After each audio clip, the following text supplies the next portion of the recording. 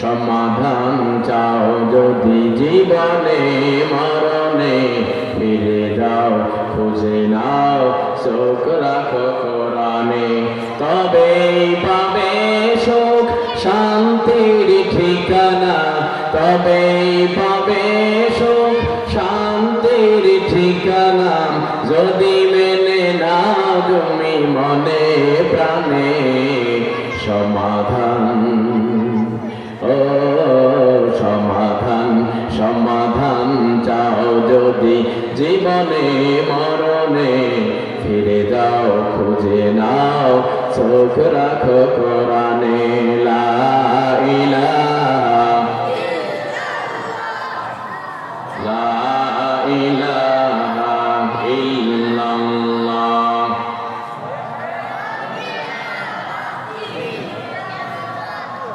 লা ইলাহা ইল্লাল্লাহ,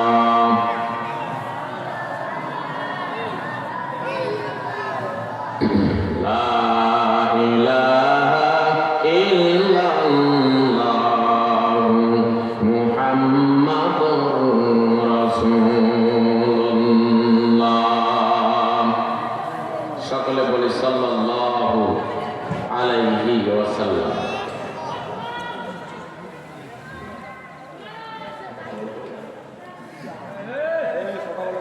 হেমের কুটি মদিনাতুল উলুম নুরানি ও হাফিজি মাদ্রাসা হাফেজা ছাত্রীদের পাগড়ি বোরকা প্রদান উপলক্ষে আজকের এই 9 ডিসেম্বর এক বিশাল তাফসীরুল কোরআন মাহফিল। আজকের মাহফিলের সুযোগ্য সম্মানিত সভাপতি, বিশিষ্ট সমাজসেবক, বিশিষ্ট রাজনীতিবিদ, অত্র হলফনা ইউনিয়ন পরিষদের সুযোগ্য চেয়ারম্যান জনাব মোহাম্মদ রেজাউল করিম রেজা। আমরা দোয়া করি আল্লাহ রাব্বুল আলামিন তার হায়াতে তাইয়্যিবা সিহাতে কুল্লিয়া দান করুন বলে আমিন। আজকের মাহফিলের প্রধান অতিথি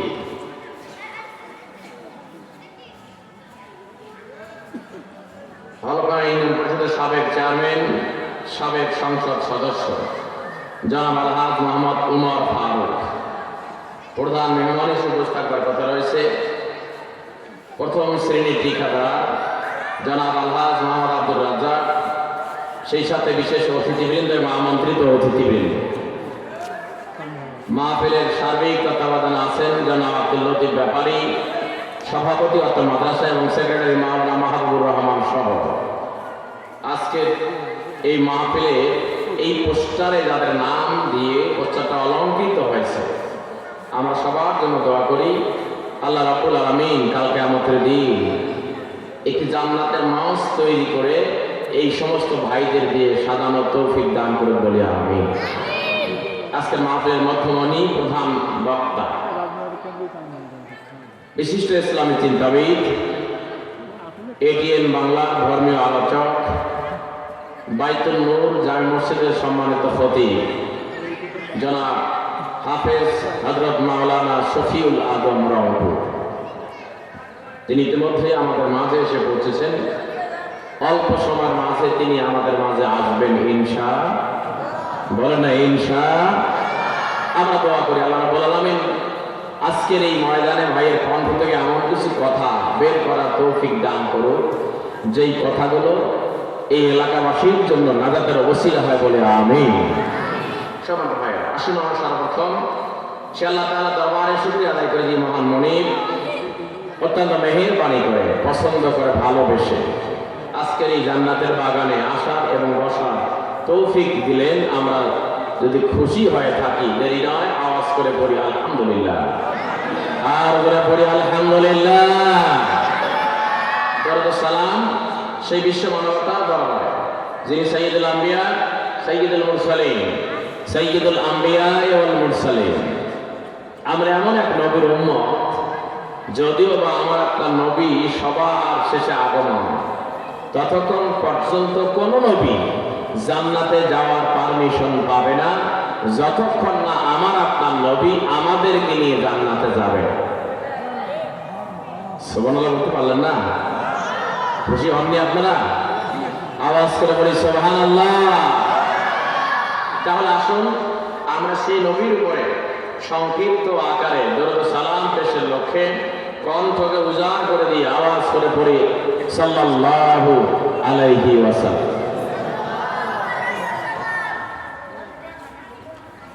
সম্মানিত হাজির, আমি তেলাওয়াত করেছি, আমি বক্তাও পরিচিত, আয়াত তেলাওয়াত করেছি, তাও পরিচিত আয়াত। সূরাটির নাম সূরাতুস সাফ, মাদানিয়া। এই সূরার মোট আয়াত সংখ্যা 14টি, রুকুর সংখ্যা হলো 2টি। তেলাওয়াত আমি করেছি যে আয়াত, সে আয়াত নম্বর হলো 10 এবং 11 নম্বর আয়াত। সেই সাথে একটা হাদিস তেলাওয়াত করেছি। অল্প সময় কথা বলবো। আমি কথা বললেই একটা বিষয় নির্ধারণ করে কথা বলার চেষ্টা রাখি। এখানে আমরা যারা এসেছি, এখানে কেউ কেউ আসি যে আমরা আসলে জান্নাত যাব না? কেউ আছেন? হাতে দেখান। কেউ নাই? তাহলে সবাই আমরা আল্লাহর জান্নাত পেতে চাই। জান্নাতে যাইতে চাইলে জান্নাতে যাওয়ার রাস্তায় আসতে হবে কি হবে না? জোরে বলেন, হবে কি হবে না? তো আমি স্বল্প পরিসরে আল্লাহ রাব্বুল আলামিন আমাদেরকে জান্নাতে যাওয়ার, নিজের জীবনের গুনাহগুলো মাফ করে নেওয়ার এমন একটি পথ বাতলে দিবেন, যা যদি আমরা আজকে শুনে বক্তা এবং শ্রোতা এই এলাকাবাসীর সকল মুসলিম নাগরিক আমল করতে পারি, আল্লাহ রাব্বুল আলামিন আমাকে আপনাকে সকলকে জান্নাতে দেবেন। চিৎকার দিয়ে আল্লাহু আকবার। ভাইরা আমার, যে আয়াতে কারিমা আমি তেলাওয়াত করেছি, আল্লাহর নবী জনাব মুহাম্মদুল আরবি সাল্লাল্লাহু আলাইহি ওয়াসাল্লাম তিনি একদিন মসজিদে বসা, সাহাবায়ে কেরাম তারা আর একদিকে বসে আছেন, সাহাবীদের মাঝে কথোপকথন চলছে।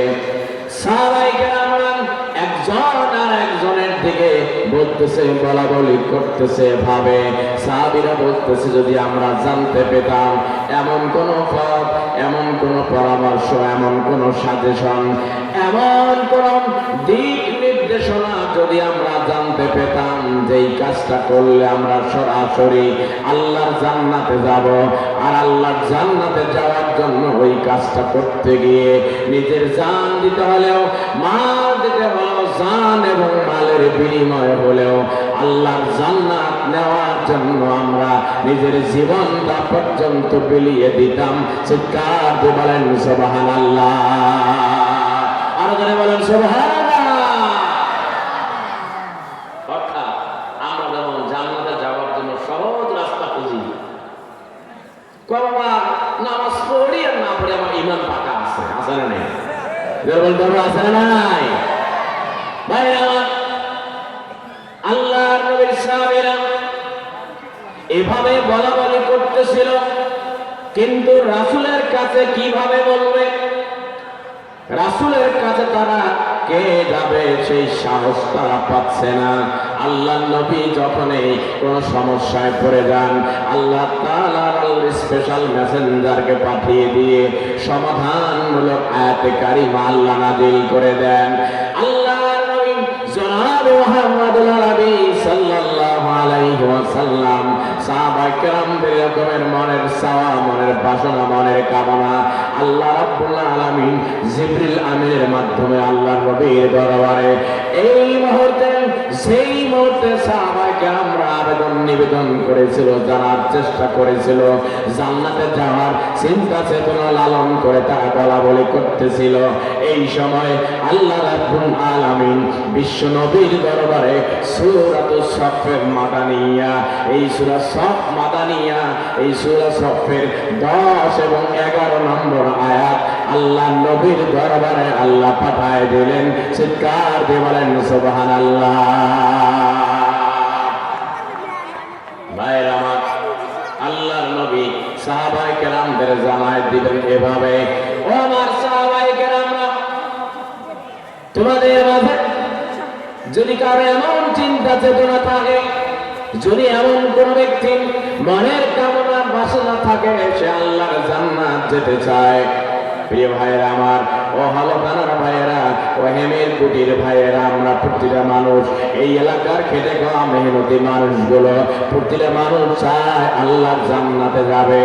এই এলাকার একজন কৃষক, একজন শ্রমিক, একজন দিনমজুর, একজন রিক্সা চালক মানুষ যখন তার কর্মব্যস্ততায় চলে যায়, আল্লাহ রাব্বুল আলামিনের সেই আহ্বান, মুয়াজ্জিন সাহেব যখন আযান দিয়ে ডাকে, হাইয়া আলাস সালাহ, আসো আসো নামাজের দিকে আসো, নামাজ পড়লে তোমার কি হবে, তোমার কপালটা খুলে যাবে। এই আহ্বান যখন এই মুয়াজ্জিন সাহেব আহ্বান করতে থাকে, পরের বাক্যে বলে, আসো আসো হাইয়া আলাল ফালাহ, তোমার কপাল খুলে যাবে, তোমার ভাগ্য খুলে যাবে, তুমি জান্নাতি হয়ে যাবে। চিৎকার দিয়ে বলেন সুবহানাল্লাহ। ঘুমিয়ে কাদা করেছি ফজর, তখনও জাগিনি, যখনই জহর, হেলায় খেলায় কেটেছি আসর, মাগরিবেরি শুনিয়া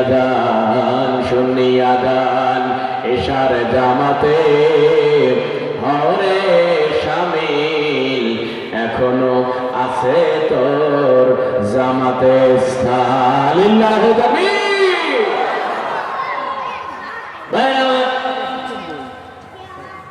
আল্লাহ রাব্বুল আলামিন সূরাতুস সাফ মাদানিয়া, এই দুইটা আয়াত আল্লাহর নবীর দরবারে এভাবে নাজিল করে দিয়ে একটা মেসেজ দিয়ে দিলেন। আমার আল্লাহ আমাদেরকে এমন একটা মেসেজ জানায় দিলেন বিশ্ব নবীর মাধ্যমে। আল্লাহ রাব্বুল আলামিন तमाम পৃথিবীর ঈমানদারদেরকে এভাবে ডাকলেন, ইয়া আইয়ুহাল্লাযীনা আমানু হাল আদুল্লুকুম আলা তিজারাতিন তুনজিকুম মিন আযাবিন আলীম। আল্লাহ, কত সুন্দর আদর ভরা কণ্ঠে মহব্বত করে আল্লাহ ডাকতেছেন। আপনি আপনার সন্তানকে, মনে করেন আপনার সন্তান নাম জসিম, জসিম, এভাবে ডাকা মানে আপনার সন্তান বুঝতেই পারছে বাপ আমার সাথে মেজাজ গরম করছে, কথা বলে ঠিক না? আবার ওইটা আর এইটা পার্থক্য আছে না? যারা বলেন আছে না নাই? এই ডাক্তার দেবো আদরের ডাক, আর মেজাজ গরম। সন্তান ডাক শুনলেই বুঝবে যে আমার বাপ রাগ গরম না নরম, তার কণ্ঠের সুরেই প্রমাণ করে, কথা বলেন ঠিক না? ভাইরা আমার, আল্লাহ রাব্বুল আলামিন तमाम পৃথিবীর মানুষগুলোকে আল্লাহ ডেকেছেন দুই ভাবে। ইয়া আইয়ুহান নাস বলে, কি হিন্দু, কি বৌদ্ধ, কি খ্রিস্টান, কি আমার বাংলাদেশের মানুষ, কি দাদা বাবুর দেশের মানুষ, আমেরিকার মানুষ, এক কথায় যেই ব্যক্তিগুলো মানুষ নামে জন্মগ্রহণ করে আছে, এই মানুষদেরকে আল্লাহ ডেকেছেন ইয়া আইয়ুহান নাস বলে। কিন্তু আল্লাহ রাব্বুল আলামিন যেই বান্দাগুলো নিজের জীবনের চরিত্রের ভাবে ইমানের কোয়ালিটি নিতে পেরেছে, যেই ব্যক্তিগুলো ইমানদারের খাতায় নিজের নামটা রেজিস্ট্রেশন করে দিয়েছে, যেই বান্দা যেই বান্দিগুলো ইমানদারের কোয়ালিটি সম্পন্ন, সেই ইমানদার নর এবং নারীদেরকে আল্লাহ আদর মাখা কণ্ঠে আল্লাহ মহব্বত করে ভালোবেসে সুন্দর সল্লিত আওয়াজে আল্লাহ ডেকেছেন এভাবে, ইয়া আইয়ুহাল্লাযীনা আমানু তাকুল্লাহা ওয়া কুলু কাওলান সাদীদা। আল্লাহু আকবার। কুরআনুল কারীমের 6666 খানা আয়াত, মতান্তরে কম বেশ রয়েছে। এই আয়াতগুলোর মাঝে 87টি আয়াত কিংবা 89টি আয়াত আল্লাহ রাব্বুল আলামিন বিশ্ব নবীর মাধ্যমে तमाम পৃথিবীর ঈমানদারদেরকে ডেকেছেন। আমি যেই আয়াতে কারিমা তেলাওয়াত করেছি সূরাতুস সাফ 10 এবং 11 নম্বর আয়াত, আল্লাহ রাব্বুল আলামিন এই আয়াত তামাম পৃথিবীর ইমানদারদেরকে এমন একটি ব্যবসার শিক্ষা দিতে চান। আল্লাহ বলেন, ওরে বান্দা, ওরে বান্দি, আমি কি তোমাদের এমন একটা ব্যবসার শিক্ষা দেব না যেই ব্যবসা তুনজিকুম মিন আযাবিন আলীম।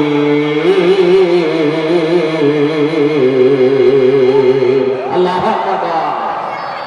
ভাইরা আমার, আল্লাহ রাব্বুল আলামিন বলছেন, ও ঈমানদারেরা, হাল আদুল্লুকুম আলা তিজারাত। সুবহানাল্লাহ। আল্লাহ বলছেন, হে ঈমানদাররা, আমি কি তোমাদের একটা ব্যবসার শিক্ষা দেব না? এই কথার অর্থ হলো আল্লাহ আমাদেরকে একটা ব্যবসা করতে বলেন, এমন একটা ব্যবসা আল্লাহ রাব্বুল আলামিন ব্যবসা শিক্ষা দেবেন যেই ব্যবসা করলে আল্লাহ নিজেই বলে দিয়েছেন, তুনজিকুম মিন আযাবিন আলীম। আল্লাহু আকবার। ভাইজান, আপনার বাড়িতে অনেক টাকা পয়সা আছে, আপনি হুট করে একটা দোকান দিয়ে শুরু করতে পারবেন না যদি আপনার অভিজ্ঞতা না থাকে। কথা বলেন ঠিক কিনা? দেখবেন শহরে, কুড়িগ্রাম শহরে বড় বড় ব্যবসা প্রতিষ্ঠানে কিছু কর্মচারী পাওয়া যায়। এই কর্মচারী মানে সে আগামী দিনের বড় ব্যবসায়ী। কথা বলেন ঠিক কিনা?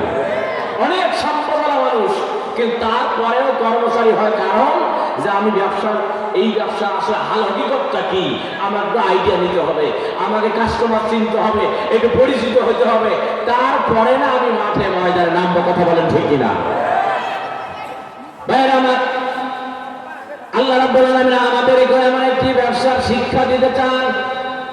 যেহেতু আমরা আল্লাহর গোলাম, ওমা খালাকতুল জিন্না ওয়াল ইনসা ইল্লা লিয়াবুদুন। আল্লাহ বলেন, ওরে বান্দা, ওরে বান্দি, আমি মানুষ এবং জিনদেরকে সৃষ্টি করেছি গোলাম বানানোর জন্য। যেহেতু আমরা আল্লাহর গোলাম, আল্লাহ রাব্বুল আলামিন আমাদেরকে শিক্ষা দিতে চান ব্যবসার, এমন একটা ব্যবসা যেই ব্যবসা করলে আল্লাহ তাআলা নিজেই বলে দিয়েছেন, তুনজিকুম মিন আযাবিন আলীম, আমি পরকালের কঠিন আযাব থেকে পরিত্রাণ দেব। ভাইরা আমার, ও হেমের কুদের ভাইরা, হয়তো এখানে অনেক ব্যবসায়ী ভাই থাকতে পারেন বা যারা ব্যবসা করেন তারা শুনতেছেন। আমার যদি কোনো ভাই, কোনো বন্ধু কোনো ব্যবসা করার জন্য চিন্তা করে, ব্যবসা করার জন্য চিন্তা করলে অবশ্যই একজন ব্যবসায়ীর জন্য তিনটা পুঁজির প্রয়োজন হয়ে যায়। চিৎকার দিয়ে বলেন ঠিক না? অর্থাৎ দুনিয়ার কোনো ব্যবসা করতে গেলে মিনিমাম তিনটা পুঁজির প্রয়োজন। একটু মুখস্থ করে নেন, মিলায় নেন। 1 নম্বর হলো, আমার ব্যবসা করার চিন্তা আছে কিন্তু আমার পকেটে টাকা নাই, মাল নাই। ব্যবসা হবে ভাই? জোরে বলেন, জোরে বলে ব্যবসা হবে? ভাই, আমার রড আছে, বালু আছে, সিমেন্ট আছে, তারপরে মিস্ত্রি আছে, সব আছে, একটা জিনিস আমার নাই, যে কারণে আমি কাজ শুরু করতে পারছি না। ভাই সেটা কি জিনিস? ভাই কি যে বলি, সব আছে, আমার একটা জিনিস নাই, আর একটা জিনিসের জন্য আমি কাজটা শুরু করতে পারতেছি না। মনে হচ্ছে ব্যাপার কি, আমার একটা জিনিস সবই আছে, আমার একটা জিনিস নাই, যার কারণে ব্যবসা করাছে কাজ শুরু করতে পারতেছে না। বলতেছে, ভাইরা আমার একটা জিনিস নাই, তা হলো আমার টাকা নাই। ঠিক নাই? লিল্লাহি তাকবীর, আর বলে লিল্লাহি তাকবীর। অ্যাডভোকেট ইয়াসির আলী সরকারের আগমন, লিল্লাহি তাকবীর। তাহলে সব থাকবে, সব আছে, কিন্তু টাকা নাই, ব্যবসা হবে ভাই? জোরে বলেন, জোরে বলেন, হবে? তাহলে 1 নম্বর পুঁজি হলো আপনার মাল থাকতে হবে। এখন ধরেন আপনার টাকা পয়সা সব আছে, কিন্তু আপনার যোগ্য হিসাব আপনি বোঝেন না।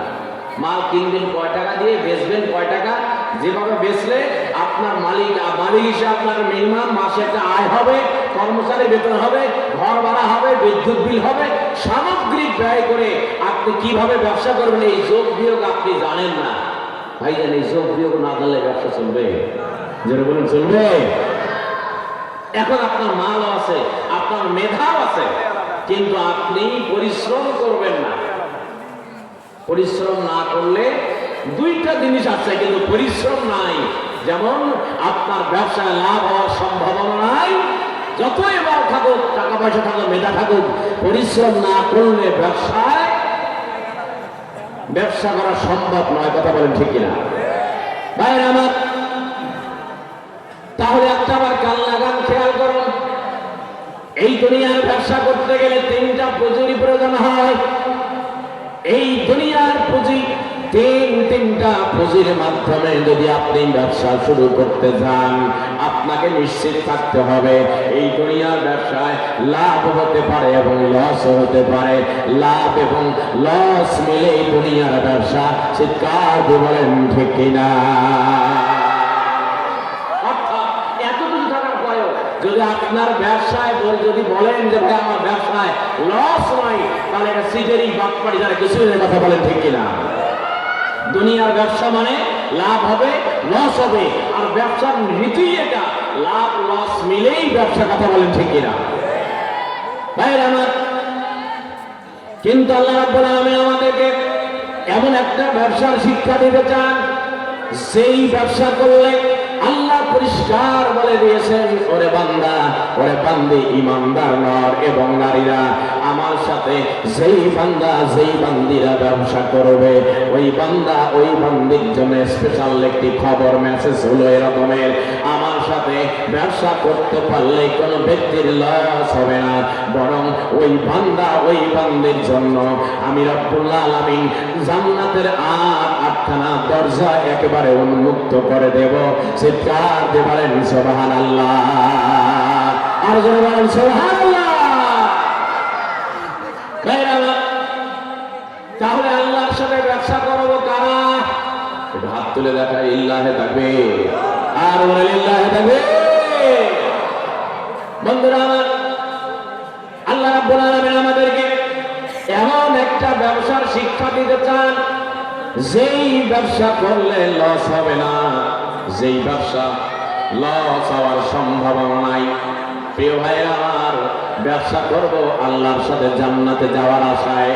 আল্লাহ রাব্বুল আলামিন ওই ব্যবসার জন্য তিনটা পুঁজির কথা বলে দিয়েছেন। আমার আল্লাহ বলেন, তুমিনুনা বিল্লাহি ওয়া রাসূলিহি ওয়া তুজাহিদুনা ফি সাবিলিল্লাহ। আল্লাহু আকবার। আল্লাহ রাব্বুল আলামিন বলেন, তুমিনুনা বিল্লাহি ওয়া রাসূলিহি ওয়া তুজাহিদুনা ফি সাবিলিল্লাহি বিআমওয়ালিকুম ওয়া আনফুসিকুম। আল্লাহ বলেন, বান্দা, যেই বান্দা যেই বান্দিরা আমি আল্লাহর সাথে ব্যবসা করতে চাই, তাদের প্রথম নম্বর পুঁজি হলো তুমিনুনা বিল্লাহ, ঈমান আনতে হবে, শিরক মুক্ত ঈমান আনতে হবে। কার উপরে? প্রথম নম্বর পুঁজি হলো আল্লাহর সাথে ব্যবসা করার প্রথম নম্বর পুঁজি হলো আল্লাহর প্রতি ঈমান আনতে হবে, এবং ঈমান আনতে হবে আমার আপনার নবীর উপরে। যেই নবীর ব্যাপারে আল্লাহ রাব্বুল আলামিন বলেন, ইন্নাকা লাআলা খুলুকিন আযীম। এমন একজন নবী, এমন একজন মহান নেতা, এমন একজন আদর্শ মহামানব, যেই আদর্শ মহামানবের ব্যাপারে, যার চরিত্রের ব্যাপারে আল্লাহ রাব্বুল আলামিন পরিষ্কার বলে দিয়েছেন, ইন্নাকা লাআলা খুলুকিন আযীম। আমার আল্লাহ নবীকে প্রেরণ করেছেন আদর্শ মহামানব হিসেবে, উত্তম আদর্শ, উত্তম চরিত্র নিয়ে। খুলুকুন আযীম বলা হয়েছে এমন একজন এক রকমের চরিত্র, সেই চরিত্রের মানুষ আজ অবধি পৃথিবীর জমিনে আর কেউ আসেনি। আমার আপনার নবী শুধু মক্কাবাসীর জন্য নয়, মদিনাবাসীর জন্য নয়, ওয়ামা আরসালনাকা ইল্লা রাহমাতাল লিল আলামিন। আল্লাহু আকবার। গোটা পৃথিবীবাসীর জন্য রাহমাতাল লিল, সুবহানাল্লাহ। ভাই আমার, তাহলে আমরা এমন একজন নবীর উম্মত, যেই নবী ব্যাপারে আমার আল্লাহ বলেছেন খুলুকিন আযীম, মহান চরিত্রের অধিকারী, রাহমাতাল লিল আলামিন, গোটা বিশ্ব মানবতার কল্যাণে তিনি প্রেরিত হয়েছেন। আমার নবীর আর একটা হাদিস শুনে রাখুন। আল্লাহর নবী হাদিস শুনে বদরের যুদ্ধে এভাবে বলেছেন, লা ইউমিনু আহাদুকুম হাত্তা আকুনা হাব্বা ইলাইহি মিন ওয়ালিদিহি ওয়া ওয়ালাদিহি ওয়ান নাসি আজমাইন। আল্লাহর নবী বলেন, ততক্ষণ পর্যন্ত কেউ ঈমানদার হতে পারবে না যতক্ষণ না আমি আমার বাবাকে ভালোবাসি, আমি আমার মাকে ভালোবাসি, আমার স্ত্রী সন্তানদের ভালোবাসি। সকল ভালোবাসায় একদিকে রেখে আল্লাহর নবীকে যদি আমরা ভালোবাসতে না পারি ততক্ষণ পর্যন্ত সে ঈমানদার হতে পারবে না।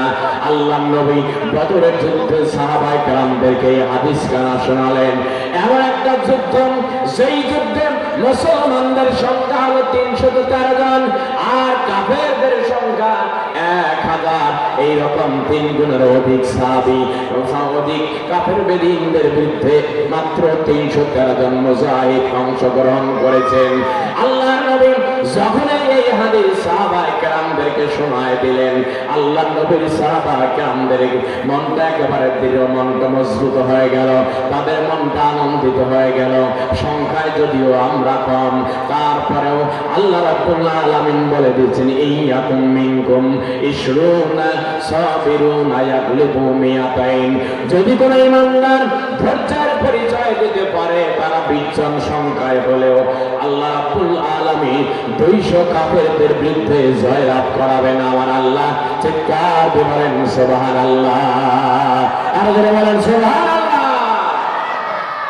20 জন ঈমানদার ধৈর্যের পরিচয় দিতে পারলে 200 জন কাফেরের বিরুদ্ধে জয়লাভ করাবে কে? আর জবানটা খুলে বলেন না কে? বদরের যুদ্ধে সাহাবায়ে কেরামদের মাঝে একজন সাহাবী, যার নাম আবু উবাইদা ইবনে আব্দুল্লাহ ইবনে জাররা রাদিয়াল্লাহু তাআলা আনহু। সুবহানাল্লাহ। বন্ধুরা আমার, দেখুন কেমন ভালোবাসা নবীদের উপরে, নবীর উপরে সাহাবায়ে কেরামদের। আবু উবাইদা ইবনে আব্দুল্লাহ ইবনে জাররা রাদিয়াল্লাহু তাআলা আনহু এমন একজন যুবক সাহাবী, ইতিহাস যারা পড়েছেন তারা জেনে থাকবেন, বদরের যুদ্ধ এমন একটা যুদ্ধ, যেই যুদ্ধে বাপের বিরুদ্ধে ছেলের যুদ্ধ, বড় ভাইয়ের বিরুদ্ধে ছোট ভাইয়ের যুদ্ধ, চাচার বিরুদ্ধে ভাতিজার যুদ্ধ। সোজা কথা, আল্লাহর নবী বদরের যুদ্ধের তিনি সেনাপতি, তিনি নেতৃত্ব দিচ্ছেন, আর আবু জাহেল রাসূলের চাচা, তিনি কাফেরদের লিডার পাচ্ছেন। এমন একটা যুদ্ধ, আবু উবাইদা ইবনে আব্দুল্লাহ ইবনে জাররা রাদিয়াল্লাহু তাআলা, তিনি এমন একজন ব্যক্তি, তিনি রাসূলের দলের যুদ্ধে অংশগ্রহণ করেছেন, আর তার বাবা আব্দুল্লাহ কাফেরের পক্ষে, আবু জেহেলের পক্ষে যুদ্ধে অংশগ্রহণ করেছেন। চিৎকার দিয়ে বলেন নাউযুবিল্লাহ। অর্থাৎ আবু উবাইদা ইবনে আব্দুল্লাহ ইবনে জাররা পৃথিবীর ইতিহাসে যতগুলো সাহাবায়ে কেরাম রয়েছে, সকল সাহাবীরা তার নামের শেষে বাবার সাথে পরিচিতি লাভ করেছে। কিন্তু এমন একজন ব্যক্তি, যিনি পৃথিবীর ইতিহাসে কোনো সাহাবীদের এরকম পরিচিতি নয়, তিনি তার বাপকে মাইনাস করে দিয়ে দাদার নামে পরিচিতি লাভ করেছেন। বলুন সুবহানাল্লাহ। খালিদ বিন ওয়ালিদ, আব্দুল্লাহ ইবনে উমর, ওসমান ইবনে আফফান, এইরকম বাপের সাথে মিল রেখে সন্তানের পরিচয় লাভ করে সাহাবায়ে কেরামরা। কিন্তু আবু উবাইদা, যার বাবার নাম হলো আব্দুল্লাহ, তার দাদার নাম হলো জাররা, তিনি এমন একজন ব্যক্তি, বাপের নামে পরিচিতি লাভ করে নাই, দাদার নামে ইতিহাসে পরিচিতি লাভ করেছেন। বলুন সুবহানাল্লাহ। ভাইরা আমার, রাসূল সাল্লাল্লাহু আলাইহি ওয়াসাল্লাম বদরের যুদ্ধে সাহাবায়ে কেরামদেরকে অর্ডার করলেন, সাহাবায়ে কেরামরা যুদ্ধে তারা একত্রিত হয়ে তারা তাদের বীরত্ব প্রকাশ করতেছেন। এমন একজন সাহাবী, যুবক সাহাবী আবু উবাইদা রাদিয়াল্লাহু তাআলা আনহু, এই ব্যক্তিটি যুদ্ধের ময়দানে রাঙ্গা তরবারি তার হাতে, একদিক থেকে তরবারি আর একদিক থেকে মুসলমানদের কালেমার পতাকা তিনি ড্রিং করে রেখেছেন। যুদ্ধের ময়দানে যাচ্ছেন তিনি, একদম রণক্ষেত্র, যেখানে এক বড় সাহাবায়ে কেরামরা তারা লক্ষ্য করছেন আবু উবাইদার বীরত্বপূর্ণ অবস্থা, কিন্তু অবাক হয়ে যায় যখন সামনের দিকে যায় একজন ব্যক্তি, তার সে বয়োজ্যেষ্ঠ, এলাঙ্গা তরবারি নিয়ে মনে হচ্ছে আবু উবাইদাকে ধরার জন্য চলে আসে। আবু উবাইদার সামনের দিকে আগায় যায় তাকে ধরার জন্য। উভয়ের মাঝে যুদ্ধ হওয়ার কথা, মারামারি হওয়ার কথা, ফাইট হওয়ার কথা, কিন্তু না না, তিনি সামনের দিকে আগায় যাচ্ছে আবার ফিরায় আসছে। এভাবে একবার যখন ফিরায় আসলেন সাহাবায়ে কেরামরা অবাক হয়ে গেলেন। দ্বিতীয়বার আল্লাহ নবীর এই সাহাবী ও যুবক ভাইয়েরা কিয়ামতের ময়দান যখন কায়েম হয়ে যাবে, যেদিন আরশের ছায়া ছাড়া কোনো ছায়ার ব্যবস্থা থাকবে না, সেই দিন 7 শ্রেণীর মানুষের আরশের ছায়া স্থান দেবে। তার মাঝে অন্যতম সেই সমস্ত যুবকরা ইবাদাতিল্লাহ, যেই যুবকরা যুবক বয়সে আল্লাহর গোলামি করেছে, এই যুবকদেরকে আল্লাহ রাব্বুল আলামিন আরশের ছায়ায় স্থান দিবেন। এমন একজন যুবক সাহাবী রাসূল সাল্লাল্লাহু আলাইহি ওয়াসাল্লামের পক্ষে তিনি যুদ্ধে অংশগ্রহণ করেছেন, নাম তার আবু উবাইদা।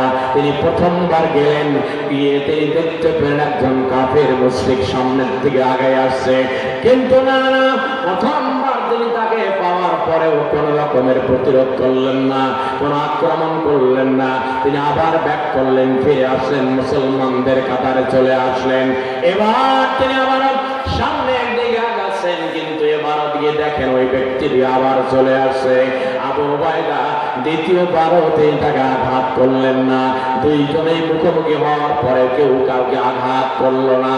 এবার আবু উবাইদা ইবনে জাররাহ রাদিয়াল্লাহু তাআলা আনহু, তার চিন্তা হলো এবার আমি তাকে আর ছাড় দেব না। লা ইউমিনু আহাদুকুম হাত্তা আকুনা আহাব্বা ইলাইহি মিন ওয়ালিদিহি ওয়া ওয়ালাদিহি ওয়ান নাসি আজমাইন। ততক্ষণ পর্যন্ত ঈমানদার হতে পারবে না যতক্ষণ না আমি আমার বাবা মা, সন্তান সন্ততি, মানুষজনের চেয়ে অধিক ভালো আল্লাহর নবীকে বাসবো না। ততক্ষণ পর্যন্ত আমি ততক্ষণ পর্যন্ত ঈমানদার হতে পারবো না। এই হাদিস কালাম আবু উবাইদা রাদিয়াল্লাহু তাআলা আনহু মনে তিনি বদ্ধমূল করে নিলেন। এবার সামনের দিকে আগাবেন, এবার তিনি ছাড় দিবেন না। এবার ওই ব্যক্তি আবারও আবু উবাইদার দিকে এগিয়ে এসেছে। আবু উবাইদা রাদিয়াল্লাহু তাআলা আনহু তিনি ভাবে তার রাঙ্গা তরবারি দিয়ে এমন ভাবে আঘাত করেছেন, ওই কাফেরকে দুনিয়ার জমিন থেকে নিশ্চিহ্ন করে দিয়েছেন। চিৎকার দিয়ে বলেন সুবহানাল্লাহ, আর বলেন সুবহানাল্লাহ। প্রিয় ভাইরা আমার, আবু উবাইদা ইবনে আব্দুল্লাহ ইবনে জাররাহ দুইবার তিনি সামনের দিকে গিয়েছেন, ফিরিয়ে এসেছেন। তৃতীয়বার তিনি আঘাত করেছেন। যেই ব্যক্তিটি, ওই ব্যক্তির অন্য কেহ নয়, তার জন্মদাতা পিতা। আল্লাহু আকবার, আল্লাহু আকবার। এই কথা বলার পেছনে কারণ আবু উবাইদা ইবনে আব্দুল্লাহ ইবনে জাররাহ বাপকেও তিনি ছাড় দেন নাই, অর্থাৎ আল্লাহর জমিনে আল্লাহর দ্বীন বিজয়ের জন্য, আল্লাহর নবীর আদর্শকে বাস্তবায়ন করার জন্য যদি আমার বাবা আমাকে বাধাগ্রস্ত করে, আমার ব্যবসা আমাকে বাধাগ্রস্ত করে, আমার স্ত্রী বাধাগ্রস্ত করে, আমার বন্ধু, আমার বড় ভাই বা আমার প্রতিবেশী, তারপরেও তাকে ছাড় দেওয়া যাবে। প্রিয় ভাইরা, আল্লাহ রাব্বুল আলামিন বলেছেন, ও বান্দারা, লা ইউমিনু আহাদুকুম, আল্লাহ হাবিব বলেছে, লা ইউমিনু আহাদুকুম হাত্তা আকুনা আহাব্বা ইলাইহি মিন ওয়ালিদিহি ওয়া ওয়ালাদিহি ওয়ান নাস আজমাইন।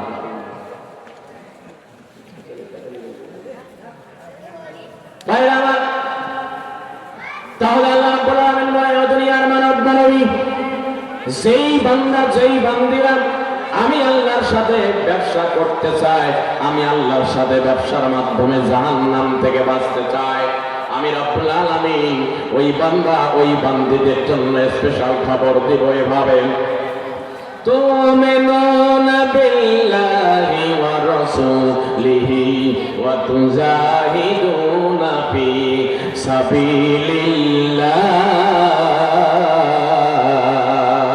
আল্লাহু আকবার। তাহলে আল্লাহর সাথে আমাদের ব্যবসা করতে হবে।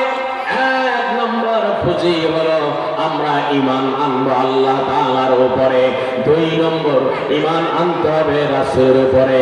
আল্লাহ রাসূলের প্রতি ঈমান আনতে হবে, ঈমানের অপরিহার্য এটি দাবি।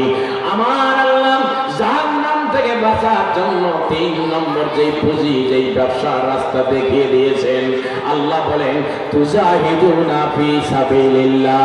আমার আল্লাহ যেই দিবেন, আল্লাহ রাব্বুল আলামিন আমাকে আপনাকে দুনিয়ায় প্রেরণ করেছেন।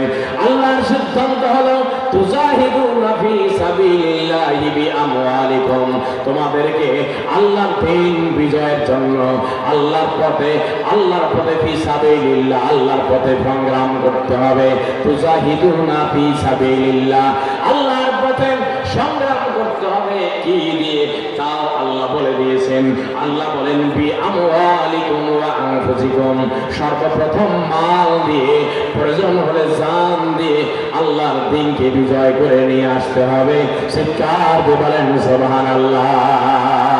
আর যারা বলেন সুবহানাল্লাহ। প্রিয় ভাই আমার, 3 নম্বর আল্লাহ যে ব্যবসা শিখাচ্ছেন, 3 নম্বর পুঁজি হলো তুজাহিদুনা ফি সাবিলিল্লাহি, আল্লাহর পথে জিহাদ করতে হবে, সংগ্রাম করতে হবে, মাল দিয়ে এবং জান দিয়ে। আল্লাহু আকবার। প্রিয় ভাই আমার, দুর্ভাগ্যজনক সত্য, বিগত 15টি বছর আমরা মিডিয়ার মাধ্যমে এমন একটি ফরজ বিধানকে, জিহাদ একটি ফরজ বিধান, আল্লাহর এই কালামে হাকিমের যত জায়গায় নামাজের কথা বলা হয়েছে, তার অধিক জায়গায় 313 জায়গায় জিহাদের কথা বলা হয়েছে। দুর্ভাগ্যজনক সত্য, বিগত দিনে আমরা দেখেছি জিহাদকে সন্ত্রাসবাদের সঙ্গে গুলায় মিলায় প্রচার করা হয়েছে। কথা বলে ঠিক কিনা? আজকে এই ময়দান থেকে বলে দিতে চাই, জিহাদ আর সন্ত্রাস কখনো এক। জোরে বলেন, কখনো এক। সন্ত্রাস কখনো ইসলাম সমর্থন করে। জিহাদ শব্দের অর্থ হলো চেষ্টা করা, প্রচেষ্টা করা, প্রাণান্তকর চেষ্টা করার নাম হলো জিহাদ। সুবহানাল্লাহ পড়ে।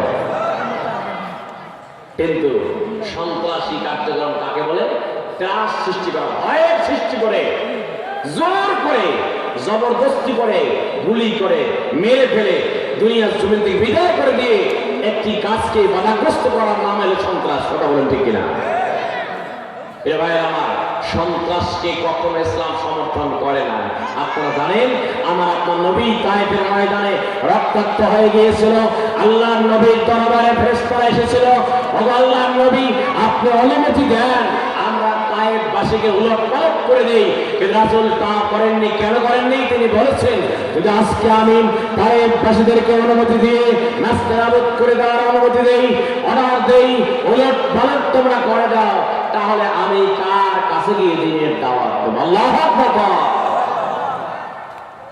জোর করে, জবরদস্তি করে ইসলামী সমাজ বাস্তবায়ন করা যায়? ভাইরা আমার, এই জন্য আমি আপনাকে বলবো এভাবে,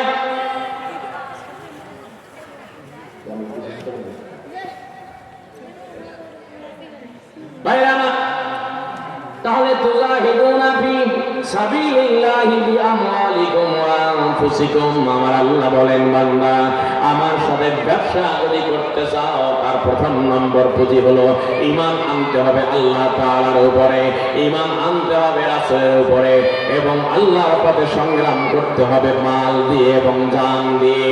মাল দিলেই হবে না, প্রয়োজন হতে পারে জানও দেওয়া লাগতে পারে। কারণ صلاتي ونسكي ومحياي ومماتي لله رب العالمين।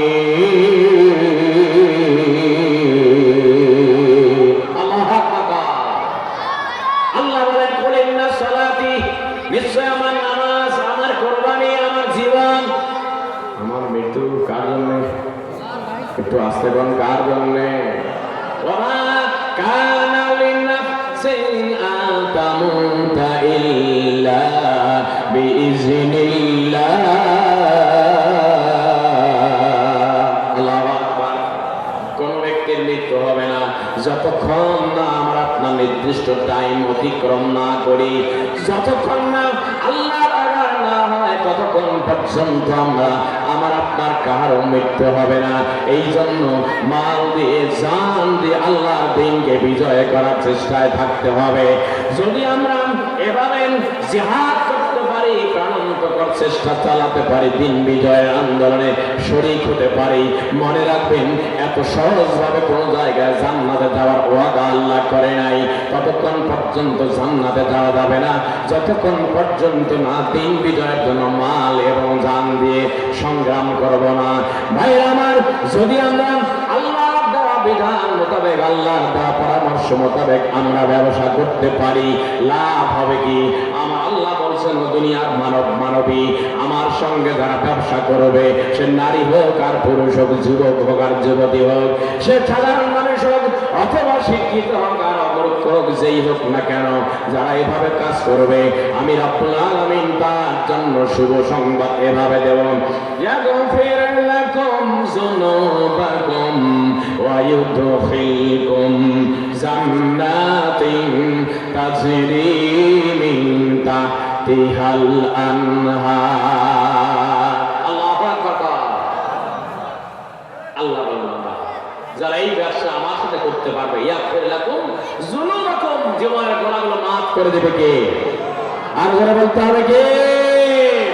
ইল্লা মান তাবা ওয়া আমানা ওয়া আমিলা আমালান সালিহান ফাউলাইকা ইউবাদদিলুল্লাহ।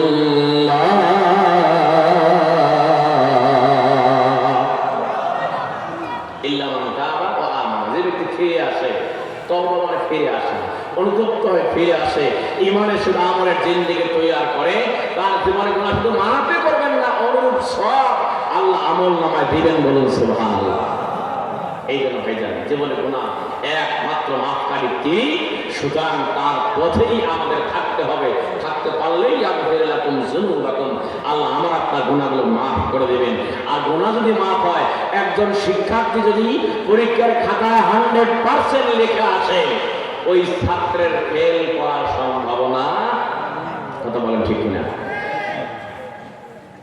ইউদখিলকুম জান্নাতিন তাজরি মিন তাহতিহাল আনহার, আল্লাহর সাথে ব্যবসা করলে গুনাহ মাফ করবেন এবং এমন এক জান্নাতে প্রবেশ করাবেন যেই জান্নাতে তলদেশে নহর প্রবাহিত। চিৎকার দিবেন আল্লাহু আকবার। ওয়া মাসাকিন তাইয়্যিবাতান ফি জান্নাতি আদনিন, এবং সেখানে আমাদের অবস্থান হবে এই অস্থায়ী অবস্থান নয়। এসেছি দুনিয়ায়, কে কখন যাব জানে কে? যদি বলেন জানে কে? আজকে আমার খলিলগঞ্জ থেকে আমার এক মুসল্লি ফোন দিলেন, তার একমাত্র কন্যা, বয়স 2-3 বছর, সে আজকে দুনিয়া থেকে বিদায় হয়ে গিয়েছে। বাপ আছে, ছেলে যায়, মেয়ে যায়, বড় ভাই আছে, ছোট ভাই যায়, চাচা আছে, ভাতিজা যায়, এরকম নজির আছে না নাই? অর্থাৎ আমরা এসেছি, হয়তোবা আমার আপনার টাইমটা, জন্মের টাইমটা আমার বাবা মা বা আত্মীয়স্বজন লিখে রেখেছে, কিন্তু কে কখন যাব তার নিশ্চয়তা কার হাতে? জোরে বলেন কার হাতে? আসুন আমরা সেই আল্লাহর সাথে ব্যবসা করি, যেই ব্যবসার মাধ্যমে জাহান্নাম থেকে পরিত্রাণ পাবো। আল্লাহ তাআলা আমাদের সকলকে সে তৌফিক দান করুক। সকলে বলি আল্লাহুম্মা আমিন। ওয়া আখিরু দাওয়ানা আলহামদুলিল্লাহি রাব্বিল আলামিন। আসসালামু আলাইকুম ওয়া রাহমাতুল্লাহি তাআলা ওয়া